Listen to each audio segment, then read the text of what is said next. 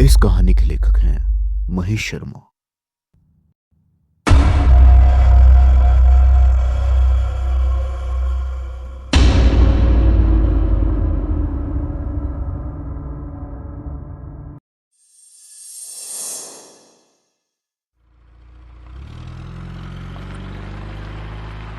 गाड़ी हाईवे पर आ चुकी थी।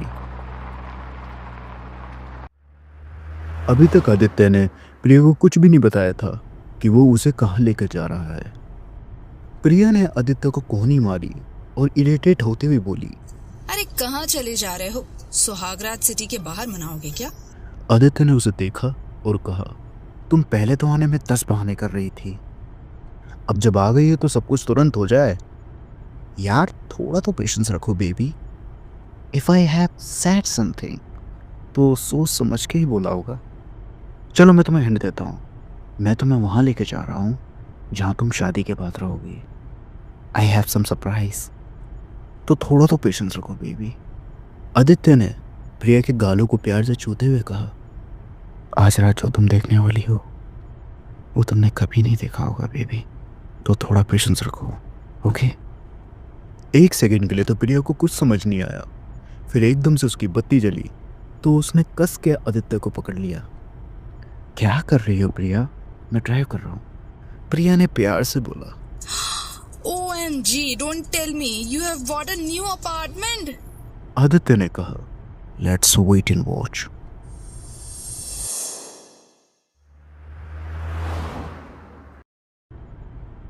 देखते ही देखते गाड़ी सीधा एक बड़े बंगले के सामने रुकी थी। तभी वहां का केयर टेकर भागते हुए आदित्य की गाड़ी के सामने आया। जैसे ही उसने हाथ दिखाया, आदित्य ने अपनी कार रोक दी और उससे बंगले की चाबी मांगी। उसने तुरंत चाबी का गुच्छा आदित्य को पकड़ा दिया। आदित्य ने उस लड़के से कहा, एक मिनट, तुम वैसे कब आए? यहाँ तो वागले जी थे। लड़का बीच में ही बोला, हाँ साहब, हाँ वो मेरे चाचा हैं, वो गांव गए हैं, अभी मैं ही रहेगा इधर। आप लोग बता दो कब शिफ्ट होने का है करके, मैं सारा बंदोबस्त करके रखूँगा। चलो साहब, कुछ रात को बोनी वोनी करा दो तो अच्छा रहेगा।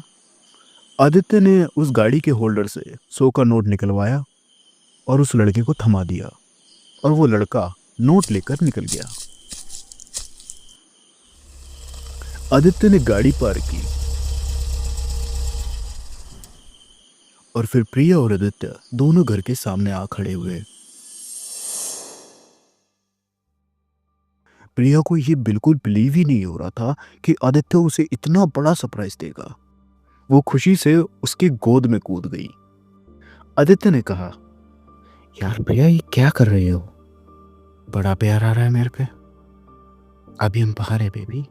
फिर आदित्य ने भी उसे कस के अपनी बाहों में भर लिया। प्रिया ने आदित्य को घर के बाहर ही चूमना शुरू कर दिया।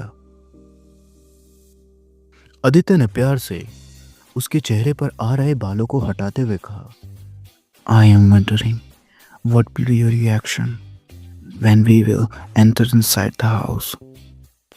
प्रिया ने बड़े प्यार से कहा, It will be same. I absolutely love this. I love you, Adi.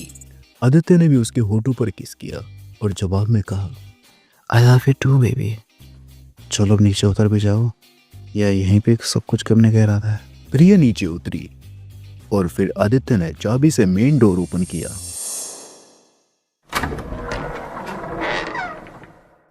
Door open करने के बाद आदित्य कोने में जाकर मेन स्विच ऑन किया। लाइट जलते ही प्रिया के मानो होश ही उड़ गए। ये घर बिल्कुल वैसा ही था जैसा उसने आदित्य को बताया था, ठीक वैसा, प्रिया के सपनों का घर, जिसमें थे मिनिमल डिजाइन्स, लाइट शेड के पर्दे, बड़ा सा हॉल, बड़े रोशनदान। आदित्य खुशी से हॉल में चिल्लाते हुए बोलता है, स्वागत है प्रिंसेस इस सपनों के महल में, तुम्हारा बहुत बहुत स्वागत है। ये बंगला बिल्कुल वैसा ही है जैसा तुमने कहा था।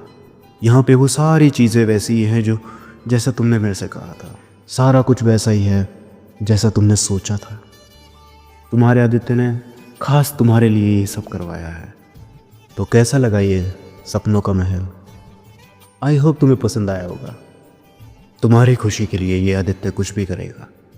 यहाँ पे वो सारी चीज़ें हैं जो तुमने मुझसे कही थी। अब तो खुश हो?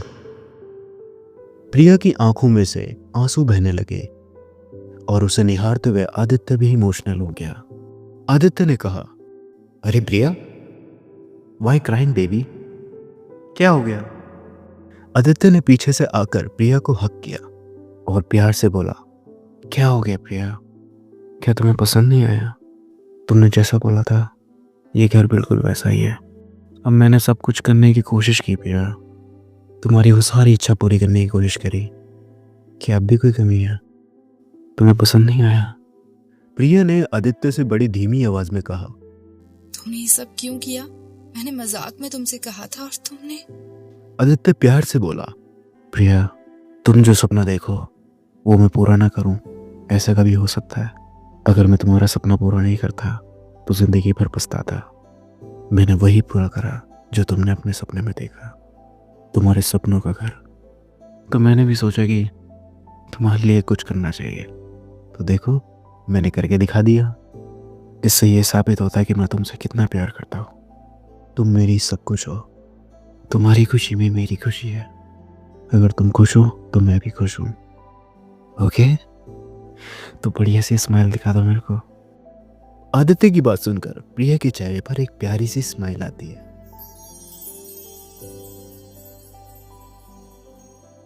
प्रिया कुछ बोलने को होती ही है, तभी आदित्य फुर्ती से आकर प्रिया के लिप्स पर किस करता है और किस करने के बाद प्रिया को प्यार से हग करता है और प्यार से गहरी आवाज में बोलता है प्रिया के कान में, आई लव यू प्रिया। आदित्य की बात सुनकर प्रिया के चेहरे पर एक प्यारी सी स्माइल आती है। प्रिया ने आदित्य के कानों में कहा, सुहाग रात हॉल रूम में नहीं, बेडरूम में मनाते हैं डफर। आदित्य ने गहरी आवाज में कहा, अच्छा तो इतनी बेताब हो रही हो तो आज रात को तुम्हें वो मजा आएगा तुमने कभी सोचा भी नहीं होगा। आदित्य ने हामी भरी और प्रिया को अपने गोद में उठा लिया और प्यार से बोला, चलो प्रिया, तुम्हें जन्नत के सैर कराते हैं आज। तो आदित्य सीढ़ियों से होता हुआ वो प्रिया को देखते हुए एक एक करके सीढ़ियां चढ़ रहा था। वही खिड़की के बाहर किसी की परछाई नजर आ रही थी। आखिर ये कौन था जो आदित्य और प्रिया के प्राइवेट मूवमेंट के बीच आना चाहता था? वो काला साया धीरे धीरे उनके पीछे जा रहा था। साये का कोई अपना आकार नहीं था। आज की रात में कुछ अलग बात तो थी। चांद पूरे जोश से चमक रहा था, मानो पूर्णिमा की रात है।